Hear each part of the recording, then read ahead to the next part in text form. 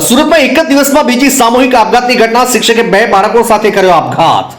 સુરતમાં પંચાયત ક્વાર્ટરમાં શિક્ષકે તેમના 3 વર્ષ અને 8 વર્ષના 2 બાળકો સાથે આપઘાત કર્યો। પોલીસ અધિકારીએ જણાવ્યું કે અમે પરિવારના સભ્યો, પડોશીઓ અને સંબંધીઓના નિવેદનો લઈ રહ્યા છે, જેથી આપઘાતનું ચોક્કસ કારણ જાણી શકાય। મૃતક અલ્પેશભાઈ સોલંકી ડિંડોલીની મેરી માતા સ્કૂલમાં શિક્ષક તરીકે ફરજ બજાવતા હતા। ઉલ્લેખનીય છે કે આજે સુરતમાં મેળાએ 7 વર્ષના પુત્ર સાથે આપઘાત કર્યો હતો।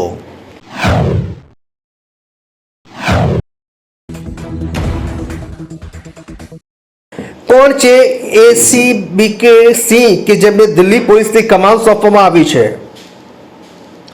દિલ્હીના નવા પોલીસ કમિશનર એસબીકે સિંહ 1988 બેચના અરુણાચલ પ્રદેશ, ગોવા, મિઝોરમ અને કેન્દ્ર શાસિત પ્રદેશ એજીએમયુટી કેડરના આઈપીએસ અધિકારી છે। બિહારના વતની એસબીકે સિંહ 1986માં દિલ્હી યુનિવર્સિટીમાંથી સ્નાતક થયા હતા અને તેમને એમબીએની ડિગ્રી પણ છે। દિલ્હી પોલીસમાં વિવિધ ભૂમિકા ભજવનાર સિંહ મિઝોરમ અને અરુણાચલ પ્રદેશના ડીજીપી રહી ચૂક્યા છે।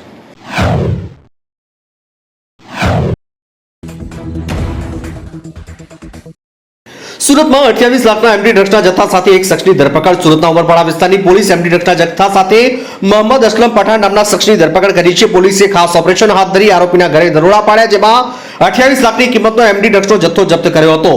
ડ્રગ્સ ક્યાંથી લાવવામાં આવ્યું અને કોને વેચવાનું હતું તે અંગે પોલીસે આરોપીની પૂછપરછ શરૂ કરી છે।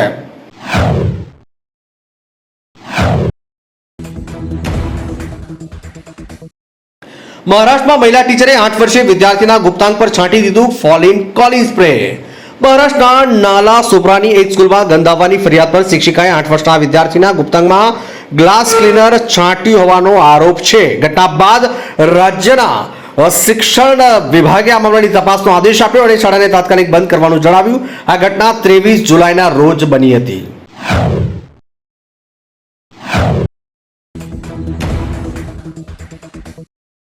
ટ્રમ્પ દ્વારા ભારતને મૃત અર્થતંત્ર કહેવા પર સરકારે આપ્યો જવાબ। વાણિજ્ય મંત્રી પિયુષ ગોયલે સંસદમાં અમેરિકાના રાષ્ટ્રપતિ ડોનાલ્ડ ટ્રમ્પ દ્વારા ભારતને મૃત અર્થતંત્ર ગણવાનો જવાબ આપ્યો છે। તેમણે કહ્યું કે એક દાયકાથી પણ ઓછા સમયમાં ભારત ફ્રેજાઇલ 5 અર્થતંત્રોમાંથી બહાર નીકળી ગયું છે અને વિશ્વની સૌથી ઝડપી વિકસતી અર્થવ્યવસ્થા બની ગયું છે। થોડા વર્ષોમાં ભારત વિશ્વની ત્રીજી સૌથી મોટી અર્થવ્યવસ્થા બનશે।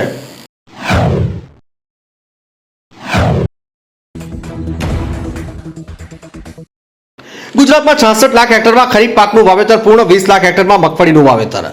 કૃષિ પ્રધાન રાઘવજી પટેલે જણાવ્યું કે ગુજરાતમાં અત્યાર સુધીમાં આશરે 66 લાખ હેક્ટર જેટલા વિસ્તારમાં ખરીફ પાકનું વાવેતર પૂર્ણ થયું। અત્યાર સુધીમાં આશરે 20 લાખ હેક્ટરથી વધુ વિસ્તારમાં કપાસ અને 20 લાખ હેક્ટરથી વધુ વિસ્તારમાં મગફળીનું વાવેતર કરવામાં આવ્યું છે। ચાલુ વર્ષે અત્યાર સુધીમાં 77% વધુ વિસ્તાર વાવેતર થઈ ગયું છે।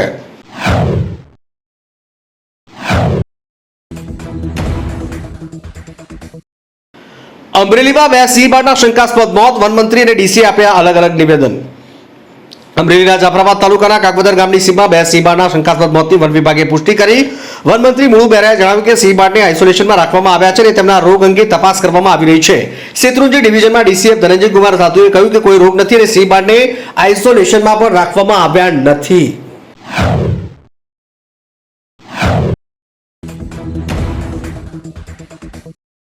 કચ્છ જિલ્લા પંચાયતની સામાન્ય સભામાં શિક્ષકોની ઘટ મુદ્દે કોંગ્રેસ ભાજપ બંગડીઓ આપી કર્યો વિરોધ। કચ્છ જિલ્લા પંચાયતની સામાન્ય સભામાં શિક્ષકોની ઘટ મુદ્દે વિપક્ષે કોંગ્રેસ ઉપર ઉગ્ર વિરોધ કર્યો છે। શિક્ષકોની તાત્કાલિક ભરતી કરવાની માંગ સાથે સત્તાધારી પક્ષ ભાજપ પક્ષ સામે બંગડીઓ ધરીને અનોખો કોંગ્રેસે વિરોધ નોંધાવ્યો। ત્યારબાદ ભાજપ અને કોંગ્રેસના કાર્યકરો વચ્ચે ઉગ્ર બોલાચાલી થતા પોલીસે જિલ્લા પંચાયત ખાતે પહોંચી કેટલાક કોંગ્રેસ કાર્યકરોની અટકાયત કરી છે।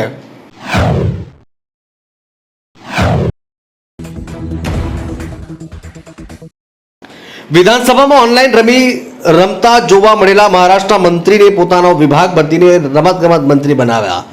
મહારાષ્ટ્ર વિધાનસભામાં ઓનલાઈન રમતા જોવા મળેલા કૃષિ મંત્રી માણિકરાવ કોકારેના વિભાગમાં ફેરફાર કરવામાં આવ્યો। તેમને રમતગમત વિભાગની જવાબદારી સોંપવામાં આવી છે। અહેવાલ અનુસાર રમી વિવાદ પછી એનસીપી ધારાસભ્ય કોકારના મંત્રી પદથી રાજીનામું આપવાની ચર્ચા ચાલી રહી હતી, પરંતુ અજીત પવાર અને દેવેન્દ્ર ફડણવીસ વચ્ચેની મુલાકાત પછી તેમનો વિભાગ બદલવામાં આવ્યો છે।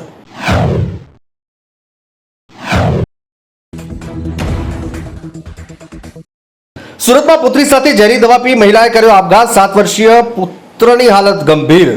સુરતમાં આવેલા લસકાના વિસ્તારમાં રહેતી 34 વર્ષીય મહિલાએ પોતાના 7 વર્ષના પુત્ર સાથે ઝેરી દવા પી લેતા તેનું મોત થયું છે, જ્યારે પુત્રની હાલત ગંભીર હાલતમાં હોસ્પિટલ ખસેડાયો। બનાવની જાણ થતાં પરિવાર અને પોલીસ ઘટના સ્થળે દોડી આવ્યા। હાલ પોલીસે આપઘાતના કારણની તપાસ હાથ ધરી પરિવારજનોના નિવેદન લેવાનું શરૂ કર્યું છે।